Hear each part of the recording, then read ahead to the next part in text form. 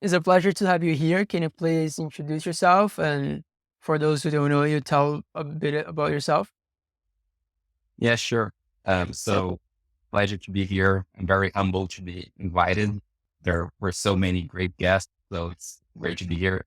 But my name is Antonio Viggiano. I'm an independent security researcher, and I've been in crypto since 2017. I had a small gap to work at a startup in 2018, but then I've been working mostly with like smart contracts and since last year in blockchain security. How did you get into crypto in the first place? How did you arrive at this weird place that we are right now? I first kind of got in contact with Coin back in 2011. I was doing like a Pelagius course on Coursera. It was called Startup Engineering. And basically, he gave away some Bitcoin for everybody to basically vote on the projects that everybody thought was most interesting. So, but I didn't like, I just kind of used it a bit and didn't touch it until 2017 when a friend of mine introduced me Ethereum. So for me, it was like mind blowing. Like we had very simple contracts. He showed me how to use Parity. So how to use MetaMask and like what was Scape, like how Ethereum could basically, you could do like a lot of stuff and like in a decentralized way and all of that. And, and that's when I decided to leave the company that I was working on. So I was working at a database company. We were basically building a big data, a company like from scratch, but I decided like crypto like was very interesting. So I wanted to work with that. And, so I started working with these friends and we created a crypto exchange in Brazil and we ran it like until like 2018 more or less. And then I decided to leave. The market wasn't very well. We're very good at the time. It was like shifting a bit and we didn't have any funding. So then I joined City Technology as a contractor. They were doing KYC on the blockchain. And, and that's like when I also like, I worked for a bit with like front end, mostly like web3.js, all that kind of stuff. And then I left crypto to work in AR to co-found a startup for augmented reality. And last year I came back to work in Web3 gaming. No, actually it was in 2021, end of 2021 to work in Web3 gaming. And, and finally I transitioned to Web3 security last year. Okay, well, yeah. So you've been jumping around quite a bit. So, what was your, did you say AR or VR company? It was an AR company. It was like a company that had an SDK for e-commerce stores to show their products to the end customers. So like if you wanted to buy a chair, you could just like press a button and see that chair in your living room, for example. So we had that product. Okay, okay. And what made you switch back to crypto? Um, Well, I actually like for me, like working in different verticals and markets was always like very natural. So I've always been an entrepreneur, like working in different companies, starting different companies. I've already like started probably more than 10 companies in my whole life. And the reason I decided to leave this PR company that it was actually like I had like started it, but we thought AR was not in the best, like it was not the best timing. We had some customers like, but it wasn't scaling as we wanted. And crypto was like just like booming again with NFTs, like with Web3 games, metaverse and all of that in the bull market of 2022, 2021, 2022. So I decided it was a good time to like come back and and then I co-founded this Web3 gaming company, and our idea was to make it easier for games to use crypto. So we had an SDK with some smart contracts. So I developed a bunch of like ERC20, ERC721 contracts, marketplace. like some staking contracts, a lot of stuff that these games used to have. And that's how I came back. And it's interesting because like in 2017 or 2018, when I decided to leave crypto, I kind of felt a bit of regret of having done that. And now, even though we are not in the same market as we were last year, I kind of have decided that this is where I want to be. I think there is so much innovation and so much to do. And it's a bit of a cycle. Like eventually this will come back. So it's better to be prepared and to keep improving and building and creating stuff for when the market gets better. So this is why I decided to come back and not leave again. Yeah, and you mentioned you started around 10 companies. That's pretty crazy. You're like a serial entrepreneur. Have you ever exited from any of these companies? No, I still own some equity in some of them, but like I think that's actually like one of the reasons why I'm working in security right now, because I think like when you start a company, the odds of success, like everybody knows they are very small, even though you can like, I don't know, hit the jackpot and have an unicorn. Like not that many companies succeed, and it's not dependent on your skills. Like maybe it's just the market isn't very good, or um, I don't know. Like there are so many reasons why companies fail. Sometimes even because of your co-founder. Like you might not have a good fit with somebody, and you might like not get along, and then your company won't succeed. So throughout my career, I decided like I've worked at many different companies, like building and starting from scratch. But eventually, I realized that kind of it's better like from, I don't know, like if you're trying to maximize your odds of success, to join a company that's already like that have already many different validations than starting from scratch. So if you start from scratch, you have like a very very small chance of winning very big. But if you join a company in the early stage, you have like a much higher chance of perhaps making like less money because you won't have like the control of the company. So, so right now I'm kind of like in this position where I'm trying to learn about security and working as a security researcher and trying to understand what will be my next company. So I'm still like not, I haven't given up on like working on a product or starting a venture, but I don't know yet what it will be. And I think it's very important to choose right. So maybe like joining an early stage company that, I don't know, you have like other good co-founders or some co-founders that they are doing well.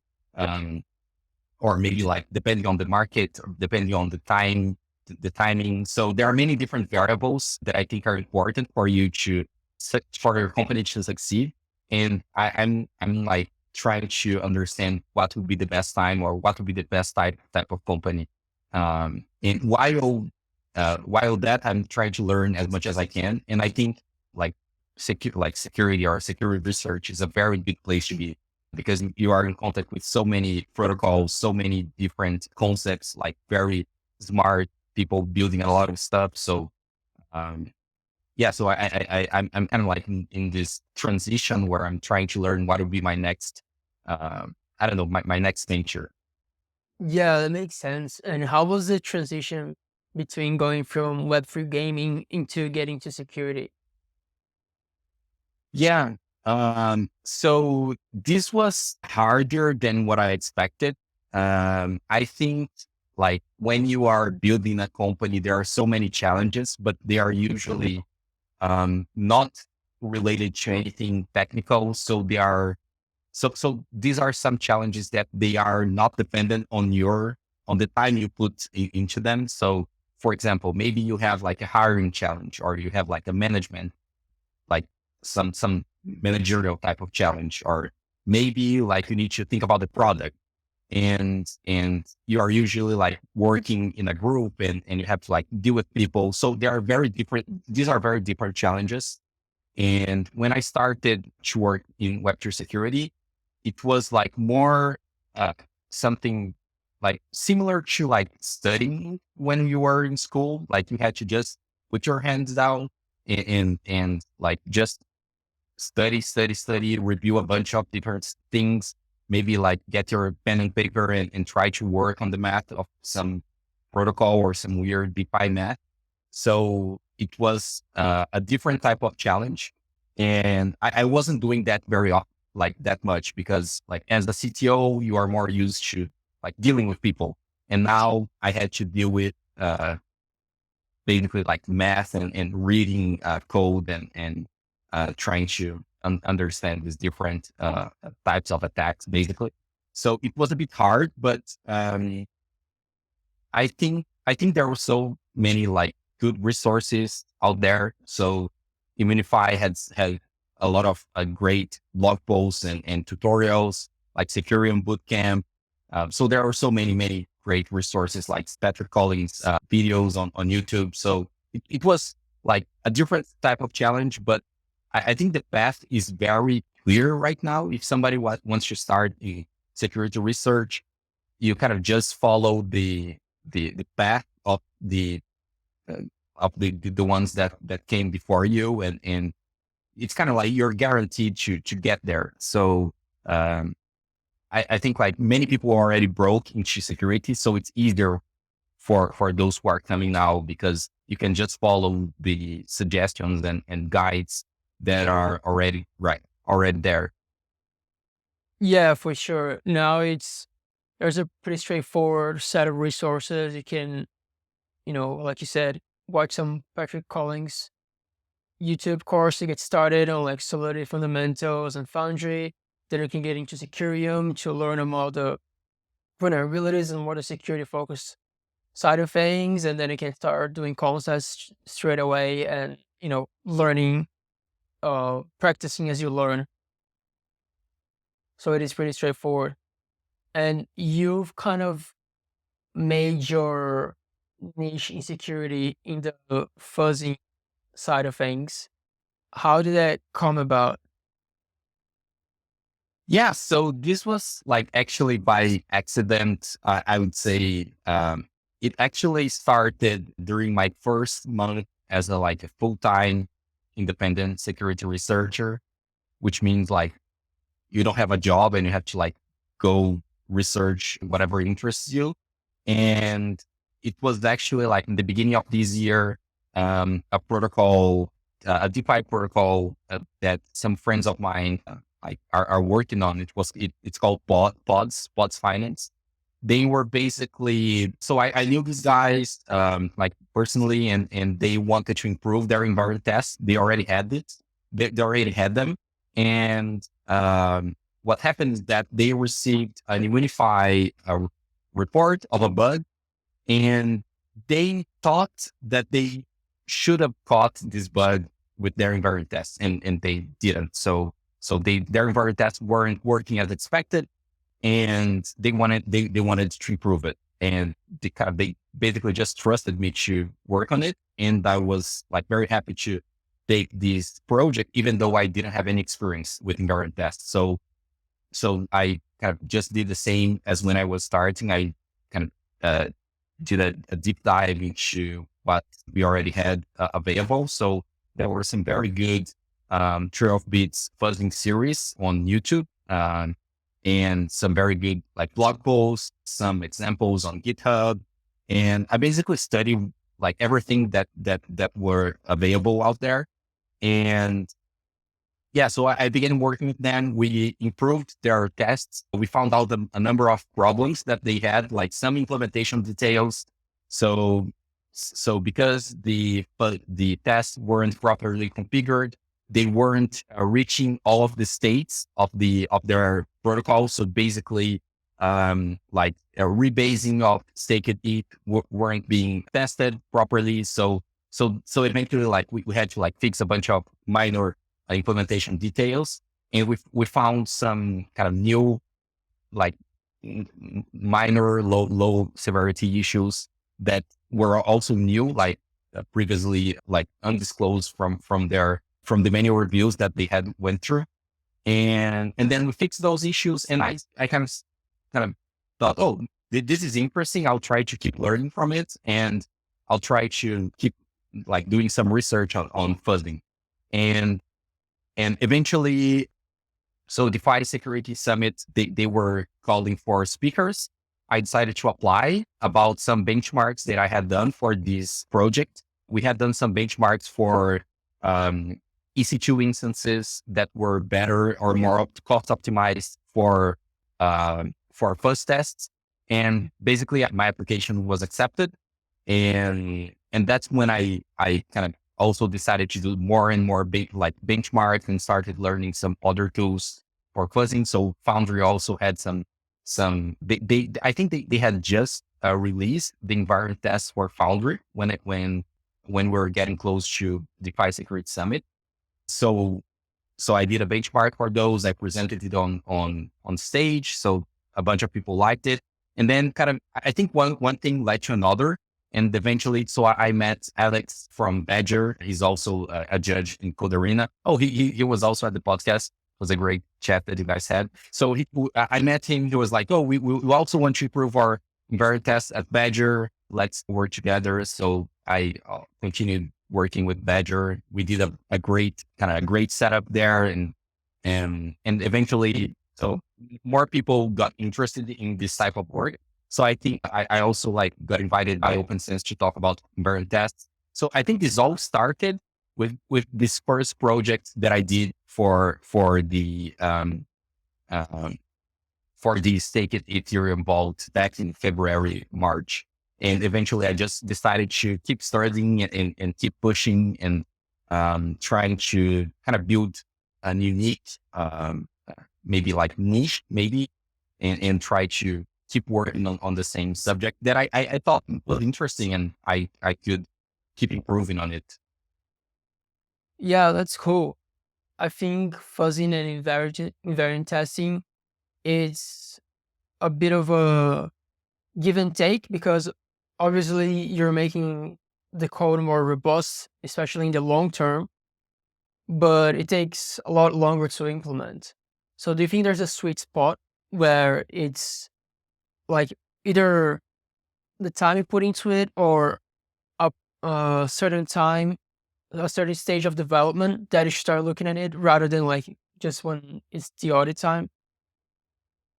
Yeah. So I think not that much have been talked about this, but I think it's important, especially for protocol developers, like how to think about from like an investment point of view. So like buzzing is great, like everything is great, but you don't have like infinite time. So you need to like pick your tools and choose your battles. So I think like the best benefit that invariant testing brings is for you to get more knowledge of your system. So even the challenge of thinking about the properties, of thinking about the invariants, that's very hard. So sometimes, so more recently, I started working with another protocol, and they were so early in their development process that they weren't very sure of their invariants. So they knew like the most obvious invariants, like, oh, you don't want to lose any money. But if you only put like very dumb or like very generic invariants, maybe you will catch some generic bugs, but like you only go as deep as you can. So I think the quality of what you get from your invariant test depends on your knowledge of your system. So because of that, I came to the conclusion that it's maybe better to start working on invariant tests when you have like a better idea of your protocol. Like, maybe if you are like at a very early stage, I think that might be too early, because you might, not even know what their invariants are. But as you progress in the development process, you start to know what to expect, like what should never happen. This must always happen. This should never fail, or this value is critical. If that gets below other value, then we're losing money. So when you start to get sense of the triggers in like what are the different states of your system, like what means you got wrecked. So if this happened, we got wrecked. When you start to get that feeling, that's a good place. That's a good time to start. And that's so this is one like conclusion that I think, like, in my opinion, is it's important. So when to start, and also like why doing it at all? Like, and I think this may be so at the DeFi Secret, some I don't remember exactly, but there were some very good conversations about um kind of that right now we are too much focus on like the industry, the whole industry. Like in the beginning, like some years ago, people weren't doing that many security reviews. They weren't doing any audits. So, and then kind of the industry started to change. People started getting audit. They started inviting security researchers to review their code and like appointing some bugs. Uh, but like, that's not the end game. Because the problem is that you only get, as some people say, like you only get like a time boxed security review and like a snapshot of time box security review. And if you later change your code, maybe like your review is not like relevant anymore. And I think that happens a lot, especially for protocols that are still trying to find product market fit. Maybe they launch a V1, maybe they'll launch a V2, like a V0, I don't know, and like a V2, V3, or maybe they'll have like upgradable smart contracts and they'll keep like adding stuff. And I think that's why invariant tests are great, because it's like an investment that will keep like adding value as your protocol like progresses. So if you do an update, your invariant are likely not going to change, and you still want to like run your tests there and make sure that they are working. So I think like invariant test is like a very powerful investment for your development process, like a security investment, while an audit is something more like a checkpoint. So you're kind of good to go, like maybe like with a good amount of certainty, you are good to go. But if you do any changes, you need to redo the audit. While if you have the invariant test, they will keep working even if you do those changes. Yeah, I think there's a very important point to make, that the value that you get for taking the time and the money and the energy to do correct implementation of invariant testing is gonna be with you for the long term, and it's gonna keep giving value to a protocol until the day it it dies, basically. Hopefully never dies. But um like you said, defining variants can be quite challenging. So how do you go about doing that? And can you explain it in a way that people would be able to replicate it, like developers or just anyone looking at a protocol?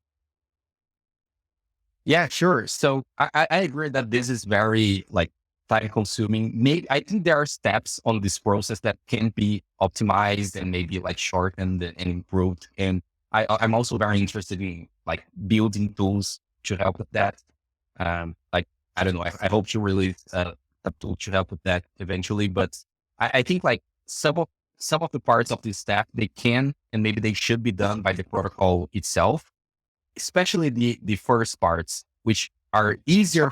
They're usually easier for the protocol developers than for the security researcher, which are the definition of the properties. So, um, my suggestion is usually to start with the documentation or the white paper, because there's where usually you have how the system should behave. And more importantly, the white paper or the documentation, it's usually not written by the developer. And maybe it is, but sometimes or many times they are written by kind of the protocol designer or maybe the business team or maybe by the co-founders. And they have a very good understanding of maybe like the economic modeling of the system, or like what it should do or what it shouldn't do. And I think that there's where you will find most of the invariants. So just by reading the white paper, you'll find a ton of invariants. Um, And it's like easy enough to just like translate from the white paper to like just a list, like a markdown file of like invariants of properties. And and yeah, maybe like that's like the first step. Maybe you can find some invariants from the code, especially the ones that are related to some state changes where some variables will influence on what state will happen or not. But like initially, I think you can get a lot of value from the white paper alone. And then, so yeah, so you read the white paper, you list down the properties, and that's when you maybe can start working on the test, on like writing the test. So it's also usually very, I think that's easy, but it's also time consuming because you're usually just doing like an end-to-end test of your protocol. You write all the functions that the fuzzer will call, and you write your invariants. So yeah, so like the user should never have more tokens than what they deposited or something like that. And then you just like code all the invariants that you have listed previously. And that's about it. So if you do that, you're already like, I don't know, you're like well ahead a bunch of other projects that aren't working on invariant tests. But that's when the tricky part comes, and that's when maybe a security expert can help you, which basically kind of you need to make sure that your invariants are correct and that they are being executed by the fuzzer. And this is where most projects fail, like maybe not fail, but where they need help with. That's the situation where like we had when I started working with Fuzz back in March. They had their tests, but the coverage wasn't 100%. So because of some kind of details or some kind of, yeah, some implementation details, the fuzzer wasn't hitting some states. And because of that, you weren't getting any like output of the invariants that you were trying to test.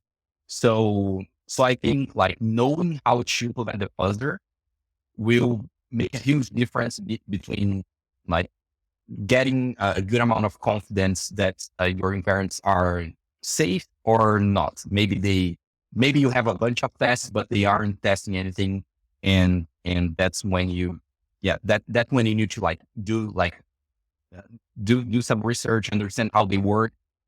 So as I mentioned, like there are a bunch of good resources out there. So like 12 Bits YouTube series, some blog posts, a bunch of stuff like that you need to understand how to work with the fuzzer so that it works for you. And that's maybe when you should either study how to optimize and how to work with the fuzzer, or maybe get the help of a security researcher.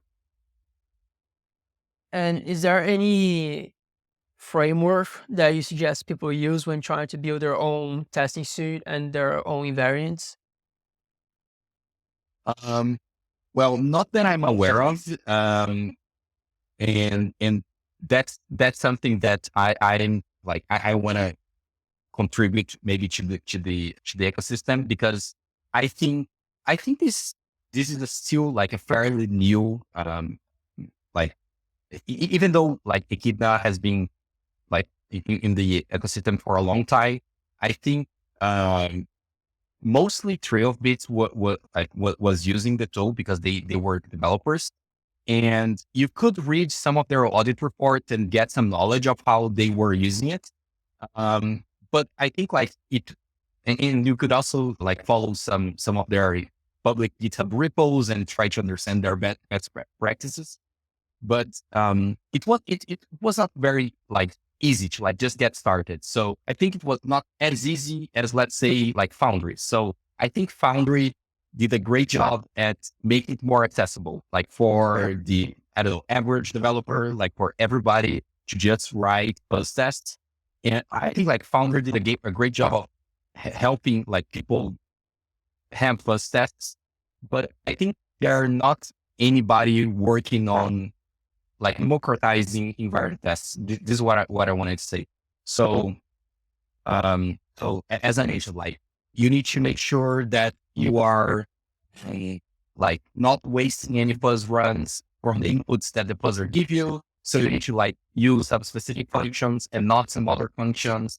And then you need to like preferably code your invariants in this way and not in this other way. So you have like all this bunch of rules of thumb, and you need to like know them by heart, all of those, when you are starting your invariant tests. Um, and there isn't any great frameworks that do that for you, like that kind of make that process easier. So, um, yeah, so I think maybe like we could have, and this is something that I'm thinking about working on. Maybe we could have some boilerplate contracts, some boilerplate function calls, or maybe like some general structure that will make your life easier. So that hopefully it will like decrease this kind of amount of time that's necessary for projects to start working with invariant tests.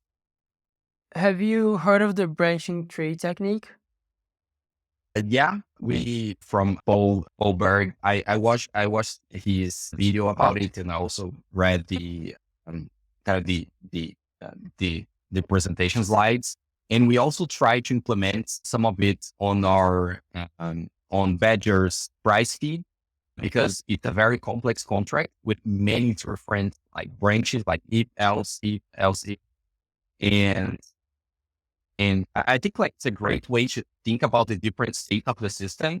And I think it also can help with invariant tests, because you can more easily know the expected state and think about the invariant for each different state, but it's still a manual process. So you need to like do all of that manually and then do the invariant test manually, like kind of another, like once again, um, so it's a good technique, but it's still a manual technique. So this is why I think not many projects are doing that. Yeah, it can be very time consuming. Is there a way you think this could be approached in a less time consuming way and still reap the same amount of benefits?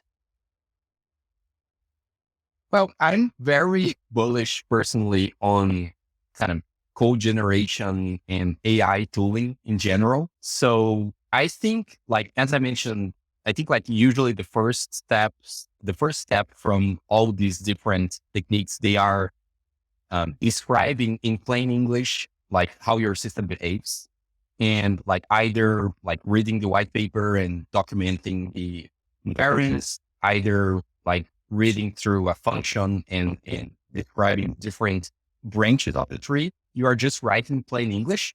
So I think pretty soon we should have some maybe like LLM models, or maybe like ChatGPT uh, uh, integrations or something like that, that can generate code directly from the description that you're making from your system, and create that code for you and help you with creating those tests. So I think that's very, very powerful. And I think we're very close to that, like given the advances on like AI and LLMs in general.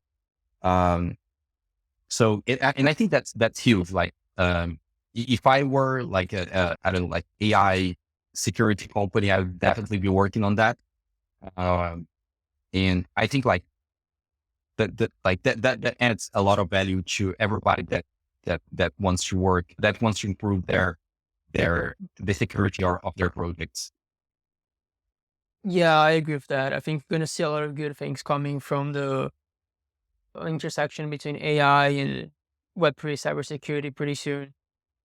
And you mentioned some pros and cons between Echidna and Foundry. Can you elaborate a little bit more on what you like about one versus the other, and why you choose to work with one more versus the other? And so when I was like a developer working on the SDK for Web3 games, we were using Foundry a lot. Like when it was still like a new thing, so everybody was a bit like, I don't know, not scared, but like afraid of switching from hard hats. Maybe like they weren't sure that what was gonna work. So, but I immediately saw that fuzz testing was a huge value add, and um, you were basically like getting I don't know, like 1,000 tests written for you instead of yourself writing different scenarios. So, I already started using Foundry and Fuzz tests, since like, I don't know, like maybe like 2 years, ago. But, Foundry for a long time, they didn't have invariant tests. And I think I don't remember exactly, but it was like a pretty recent update where they introduced it. So when I started working with invariant tests, there was only Echidna. So I started doing some research on it. And eventually when Foundry released their invariant tests, or maybe when they added documentation for it, I don't remember exactly, but I think they did an update. And that's when I started working on it. And that's when I saw that. So it wasn't as feature rich as Echidna. So Echidna had many, many more features. So Echidna had, like transaction replay. So basically you could share the transactions that the fuzzer had found with your friend or with another developer so that they could test the same transactions. You could also see the coverage report, like on an HTML file, and see exactly the different state that the fuzzer was hitting or not. And so this was very important for the types of tests that we were doing. But on the other hand, at least like empirically, we thought that Foundry was faster, but we weren't sure. So that's when I decided to do this benchmark for the DeFi Security Summit, talk. And like yeah, so I'm not sure exactly why, but it seems that in many cases Foundry can be faster than Echidna, and and we didn't see any difference in like how good each tool was in terms of finding bugs, because both would find all the bugs that I was trying to find when I did my benchmark, but Foundry was generally finding them faster. So I was like, okay, so Foundry is faster, but Echidna had more features. So what am I going to do? So I decided to like keep studying and working with both. And this is eventually what led me to generate this kind of process of leveraging the best of both worlds with both tools, which is what we've been doing at Badger. So basically, because Echidna is better at finding and showing you what sequences will break your code, you basically use it to find those sequences. But then Foundry is faster at like iterating and fixing the code, because you can more easily change your code and see what's wrong and what's right. So basically we could just like write a converter. So a very simple like converter that could get the transactions from Echidna. You could copy paste them on Foundry and just replay them there.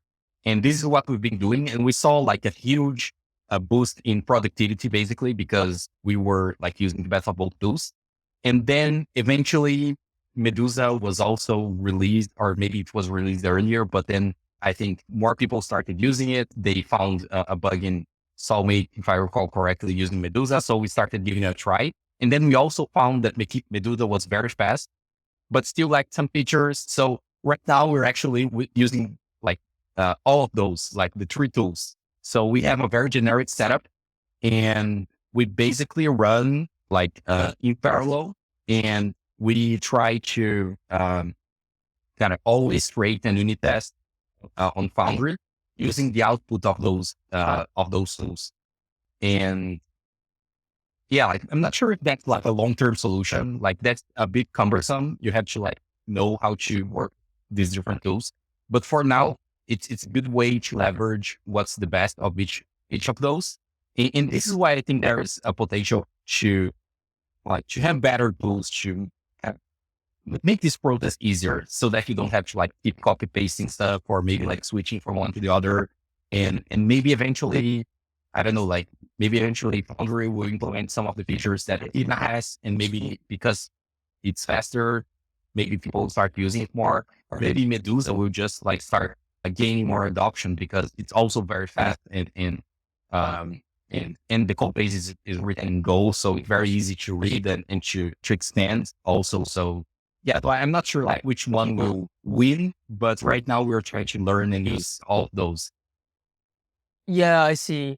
We're it like tooling wise, I feel like the whole Web3 security space is still on the early stages, still baby steps. And different kinds of projects, would you recommend different kind of tools? Like for what kind of project would you recommend Echidna over Foundry, over Medusa, etc.? Mm, I think I think like when the project's starting, I wouldn't that I don't I mean I don't know that might be my opinion, but I would stick with Foundry until you know your invariants and you want to implement invariant tests. Because for fuzzing, I think it's I don't know like good enough. It's super fast. It's already integrated. Even though you can run Echidna on like stateless fuzz tests, like Foundry fuzz tests, I'm not sure there is a huge benefit. So I would prefer as a developer just sticking with Foundry for as long as kind of as long as I need. And then eventually that's when that's like how I mentioned, like eventually you start to understand how your protocol should behave and what rules should never break. And there's when like I would definitely switch to Echidna because I think with Foundry, like right now, like without these very important features, it's very hard for you to implement invariant depth. So yeah, so I would definitely use Echidna. Like if you want to implement invariant tests, uh, because Foundry still doesn't have these very important features. And like as being a nerd or like a security researcher, I would use both Echidna and Medusa because the API is the same. So this is a huge benefit. I think it was very smart of them. You kind of like the setup time is I don't know like 5 minutes. If you have an Echidna setup, you just do like Medusa init and you're kind of like good to go. And you're basically just like trading, at least like from my experience, you're just like basically trading a more mature tool that you're more confident for a maybe faster tool. And yeah, like so you can just like run both. Um yes, but I'm very like personally, I think like Medusa is like, I don't know, maybe my favorite one because I think the configuration is very easy to set up. It's very clear. The output, the logs, they are very beautiful. They are kind of the best between all of those. The coverage report is also very easy to read. It's all very easy to extend. So we had some issues with Badger that we were using some opcodes, not some opcodes, but we were deploying some contracts that didn't have an API specified. Um, and basically like Medusa was crashing.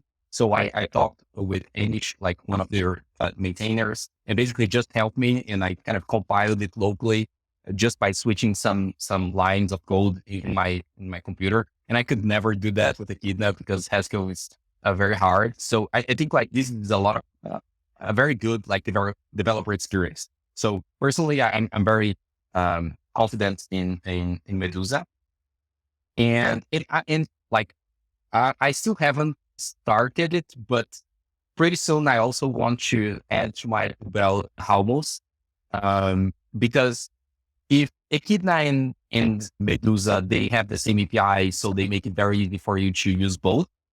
Then Halmos has the same API as Foundry, so people who are working on fuzz tests for Foundry, they should definitely try using Halmos. So from A16Z crypto. So yeah, I haven't had time to test it, but I think it's also like a very promising tool and but still underutilized. I can say a lot about it because I've never used it, but I think like if you are using Foundry, maybe give Almost a try. If you are using Echidna, maybe give Medusa a try. It's very easy to switch between these tools. I know that these tools are always evolving and there's going to be upgrades and they're going to have more functionality over time. But if you had to choose one right now, just one to use in a project, which one did you choose? Mm, I think I would choose Foundry. And I think even though it doesn't have like many important features. They are still like implementing a lot of these features for invariant tests. I think the value that you give from like writing tests in Solidity and having Fuzz tests kind of out of the box is kind of like maybe a good like 80-20, like a good Pareto, while the other tools, they require more effort and maybe they'll give you more kind of more confidence, but they also require more effort. So as a developer, you kind of have no excuse not to use Fuzz tests, but maybe you have an excuse not to use invariant tests because you don't have any time. Uh, you don't have enough time. And this is curious. This is why I think like some audit companies, they will help you implement invariant tests. Like bits, they will write some properties and some Echidna contracts for you if you are doing an audit with them. But like as a developer, you can write your own Fuzz test using Foundry. And I'm aware that you're building a tool on the fuzzing sphere as well called Fuzzy. Can you tell us a little bit of what you're trying to do and why you're doing it? Yeah. So this platform, it's called Fuzzy. It was actually also born like by accident when I first started working with invariant tests together with Bod's Finance. So basically, they had these kind of they had this need of running Echidna on the cloud, and the reason was that they had very kind of maybe complex contracts, and they didn't want to waste time from their developers by stopping to run a very long fuzzing campaign. So when I worked together with them, that gave birth to Remote Echidna. It was the first kind of open source project where basically it was a bunch of Terraform scripts that would launch EC2 instances and would run Echidna on your GitHub project, was basically it. And I decided, oh, maybe like if they want that can be useful for other people. So we can maybe create a platform out of that. So I worked on my free time on Fuzzy, which is, by the way, open source. So the whole code is public, which is basically kind of the same idea, but you also have a front end. So you can basically see the list of your jobs, of your Echidna or Foundry or Medusa campaigns. You can see the status. You can download the coverage report. You can download the corpus so that you can replay those transactions locally, which is very useful if you're trying to do like a mix of some cloud tests and maybe download the output to do some tests locally. And yeah, so they were kind of like the first kind of users of this platform. And then I kept adding some features. And in the beginning, I was trying to like, I was maybe like thinking about, hey, maybe this is the project that I'll build. And this is like my next venture. But then I talked to a bunch of protocols and I saw that like it's very unusual for projects to be that advanced from the point of view of like having all their invariant tests implemented and like wanting to run them for hours and hours. And like, that's like a very, like you're like optimizing a lot when you're at that stage. So that's exactly like when I saw that the tool was like a bit, uh, like Ahead of an its time. overkill. Yeah, exactly. So I decided to like, yeah, so maybe like I'll use it for projects that want to improve on their invariant tests. And since it's like, yeah, like it's already done, so the tool works, but, yeah, I think that there's still like more ground to be done on some initial stages of the invariant testing like journey, let's say. So for example, automatically generating the tests, maybe like converting from English to Solidity, maybe making it easy to like, I don't know, like run all of these different tools from your Foundry tests, maybe. Yeah. So I think there's a lot of work that should be done on these initial stages. which is why I think like I'm more like right now focused or interested in this part of the invariant testing like journey, basically. Yeah, I think it makes sense.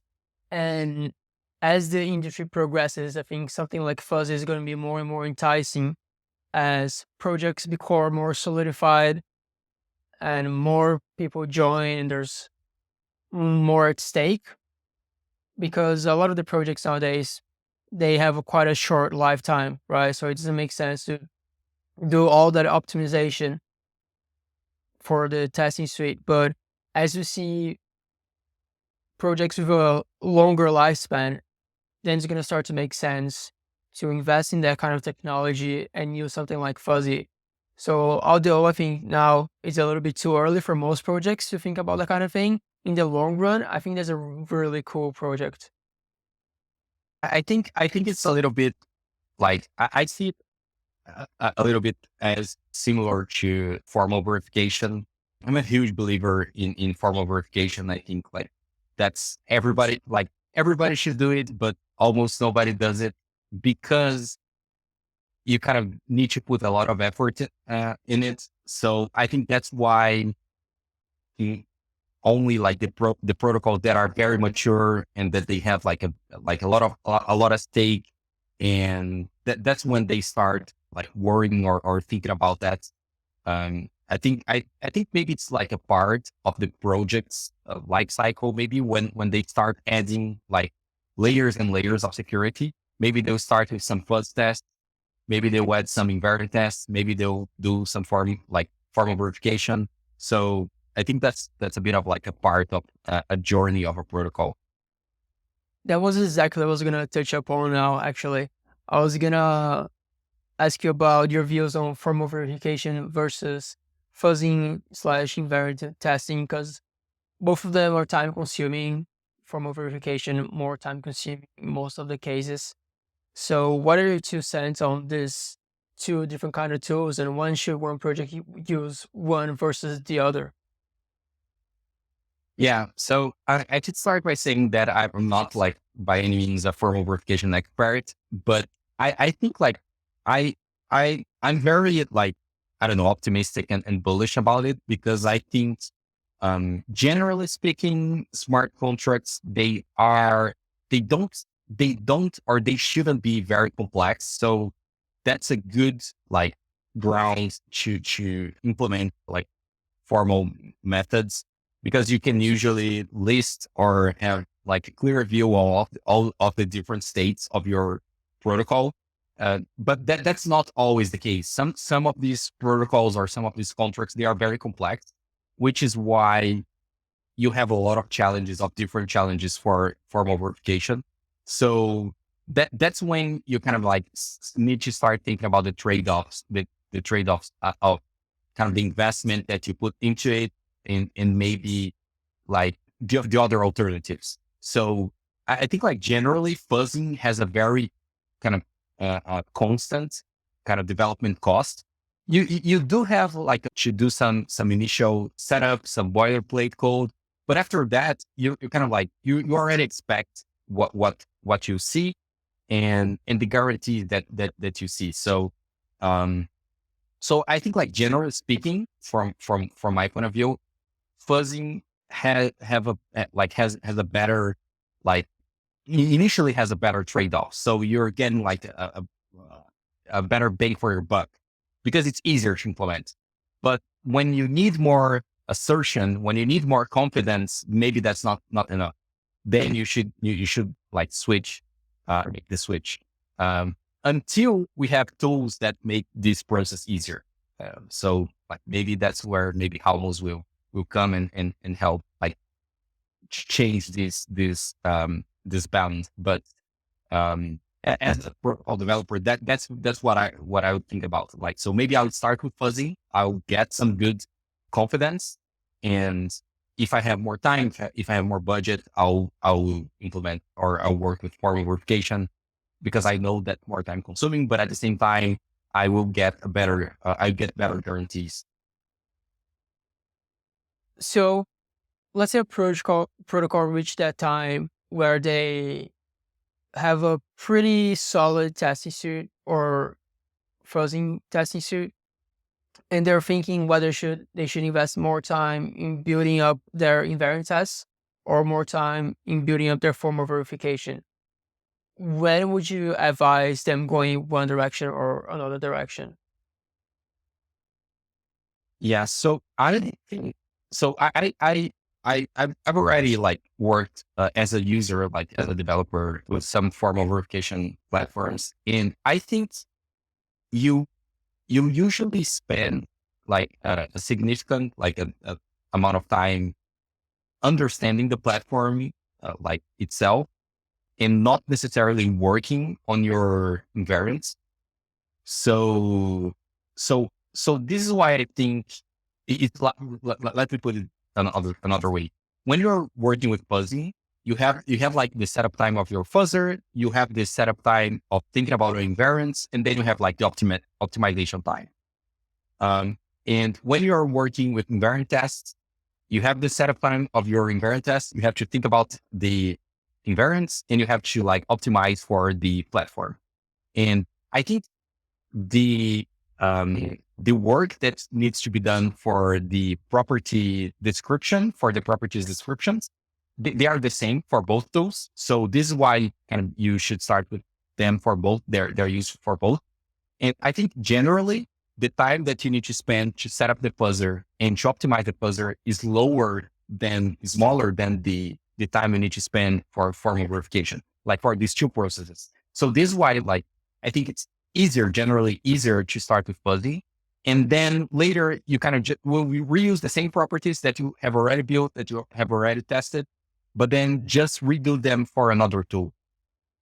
So this is what I would do, but, um, but yeah, I think like this, like a bit, maybe like controversial, but I think it would be, in my opinion, maybe like faster to do it this way. Yeah, no, I agree. And maybe in the future, Hummus can be expanded a little bit and can cover a more wide range of possible use cases. For those not aware, can you tell us a little bit about Hummus, what it is and what it does? Yeah. So I also like, I'm not an expert, but I only use it like on for like some very basic tests, but Howls is like a symbolic testing framework that works very well with Foundry. So you basically reuse the same Foundry fuzz tests that you have, but under the hood, um, these tests, they are converted into like an SMT solver. I might be mistaken, but like maybe like the Hamos folks can correct me if I'm wrong. But they will basically convert them and try to solve them with an SMT solver, which basically means that you get a like kind of a guarantee that your tests, they are passing because the assertion that you're trying to prove is correct, or you get like a counterexample, or maybe you get a timeout. So there are only these three different possibilities. So basically, the good thing is that you get no false negatives.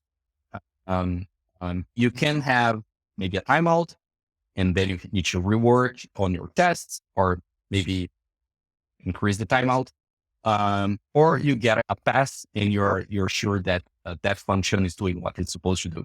So I think like it's currently being used a lot by some libraries, some projects on the more like stateless kind of property based tests. So for example, they did like they did some tests for soulmate to verify that there some of these very optimized yield assembly based functions, they weren't like incurring in any rounding errors or anything like that. So they were able to verify that. And so this is like great. And usually like you aren't able to do that with fuzzing alone, because it would require you to test all the many different possibilities. And so I think that's very powerful. But right now, Howl, for example, doesn't have full property-based tests, which is usually what you're interested in, like from a protocol perspective, like from a high level perspective because it usually takes many different functions called in different orders by maybe different actors with different inputs to break an invariant. So, um, but this is on their roadmap, and they will eventually make possible to implement these property based tests with Almost. So I think that's also like a very good, like very bright future for the tool. But right now it's a bit kind of limited, so you need to like work these different tools depending on what you want to test.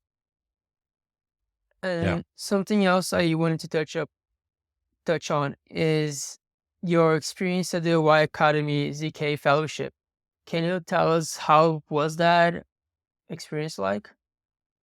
Yeah, so this was like a very cool experience and opportunity. I've always been very interested in ZK. That's like another topic that I still like learning and want to learn more. So yAcademy, they launched their ZK fellowship, the first cohort, I think was in June or July or something. And so I was accepted. They didn't require any previous expertise, but I had already done some like, I don't know, like some courses or YouTube videos. Basically, I saw a very good presentation from Porter from I think ZK Sync explaining the basics of ZK like a little bit more in depth. So I worked together with yAcademy on two different audits that they were, so it was like the fellowship consisted in some lectures and also two audits of some ZK protocols that had already gone through some kind of audits from like other very, very good companies such as Veridice and others. So we were basically trying to see if we were able to find some different stuff from these companies, or maybe to validate their findings somehow, and also to work on tooling for the system, basically. So as a good outcome from the fellowship, I contributed to a tool for Circom.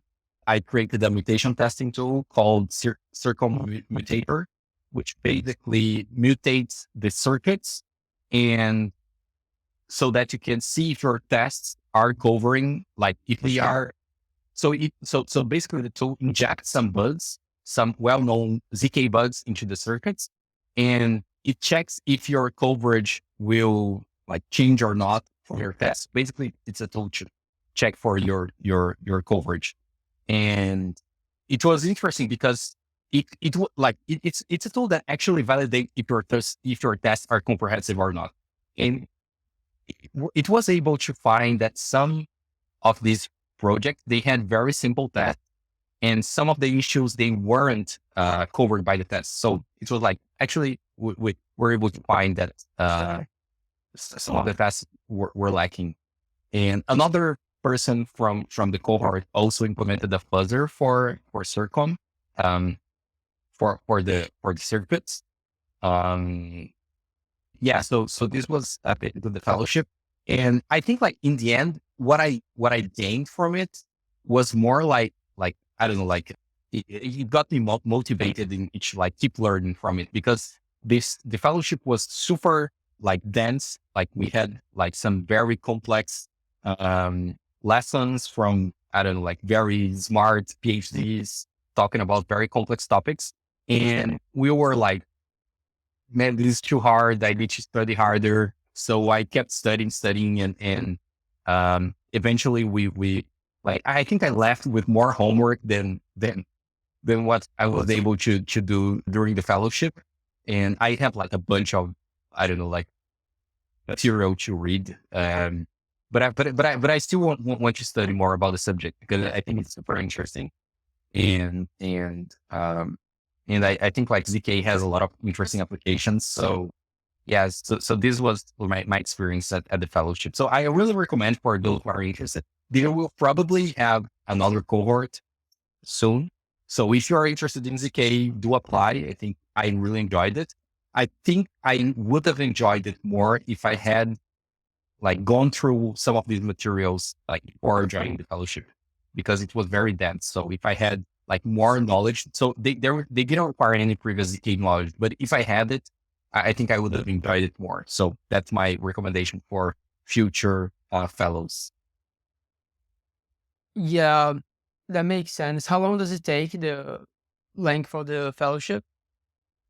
I think it was 2 months, but we had like some lectures and some audits and um, yeah. So yeah, I think like it was dense. I think they required a minimum dedication of 20 hours per week, but I was definitely like doing more than that because I didn't have any previous knowledge. So I had to kind of catch up with some other fellows that already had some basic knowledge and some others didn't either. So I think they were also studying on the side to catch up.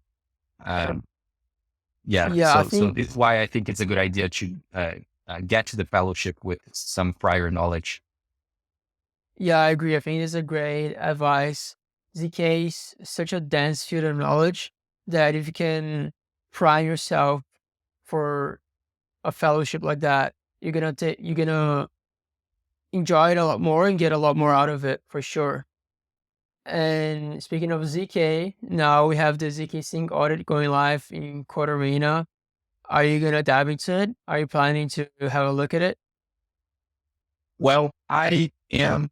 I'm not sure because like one of the problems of, I don't know, starting to do like private engagements and working with protocols is that you kind of get sometime with your schedule full like ahead of time. So I didn't know this audit was coming. Like I think they announced it like recently. So if I knew, I would probably have blocked my time even to just look at it.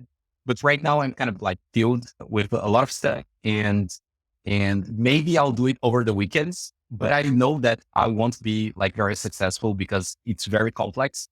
So, so I'm not sure. Like, I might need to wake up early or sleep late at night to participate. But I think I'll definitely do it. Like, there's been a debate on Twitter. Oh, maybe you shouldn't do it because it's too complicated. Like, you won't be able to learn ZK in 1 week. But I don't know. Like, when I was starting in C4, I think even if I don't know, like wouldn't make any money from the contest. Just by participating, you already like learn so much just by reading the report. Like if you read the report without participating, like that's like, I don't know, like that's 1/10 of the value of participating and then reading the report. So I don't know, like I'm a bit of a contrarian, but if my recommendation would be for everybody to participate, you will probably learn a lot from layer twos, from Yo assembly, there's a bunch of stuff like in assembly, it seems. Yeah, so I would encourage everybody to participate. Yeah, I totally agree. I think even if you don't manage to find anything, it's such a great learning opportunity. And the best way you can leverage that is actually going and participating. And then you can read the report with a lot more context and get a lot more out of it. And nowadays, do your private engagements usually revolve around the fuzzing testing kind of things, or do you do just purely like a traditional solo audit as well? Yeah, so right now I'm not working on any like solo audit type of engagements. And the reason is that I don't know, I'm still not confident in like being kind of the last in line before a protocol goes live.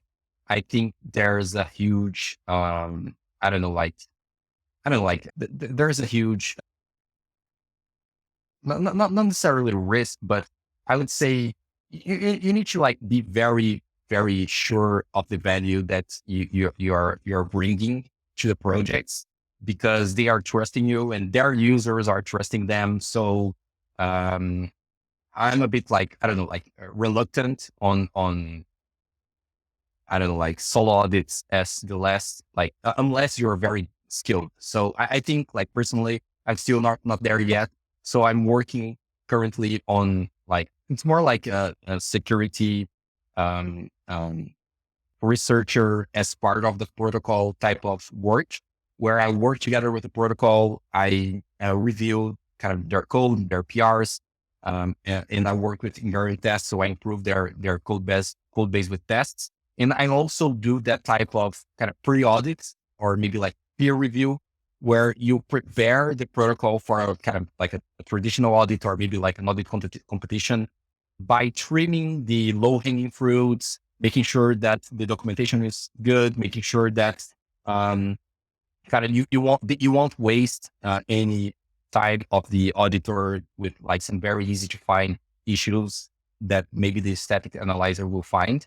And I think like this is like a good thing that maybe like more protocols should, I don't know, think about, because it's usually like, I don't know, much cheaper. In some projects, they usually go into the wrong direction of, I don't know, hiring a top tier firm for their first audit, and then they get like tens, I don't know, like a lot of high severity issues, and they have to basically rework everything, like redo everything, and maybe they'll need like a second audit, and I don't know, that'll be much more expensive. So if you maybe can try fixing and doing like a free review and fixing the obvious issues before doing a contest or before doing an audit, I think that's a good idea. And I've been working with some protocols on that. Yeah, I agree. I think going to a big expensive audit right off the gate is a terrible idea. You're gonna waste your time and waste their time as well, because they're not gonna be able to go deeper and find the more interesting bugs. They're gonna just spend all their time getting like the low hanging fruits, and by the end of it, there's still gonna be a lot of room to cover. So, as a general advice, try and maybe get even a junior security researcher can go a long way for just like a first pass for sure. Yeah, definitely. I think that's a good thing that some projects are trying to onboard and implement like currently. And I think like you already get a lot of value by having somebody with a security experience on kind of on your team, like maybe as an advisor that will help you make some decisions or fix some issues before getting more eyes or maybe more experienced eyes into your project. Because I think that that also helps a lot with the yeah with basically like with the with the output of the final or maybe like with the real audit, because then the security researchers won't be spending any time um, with like very simple problems, basically.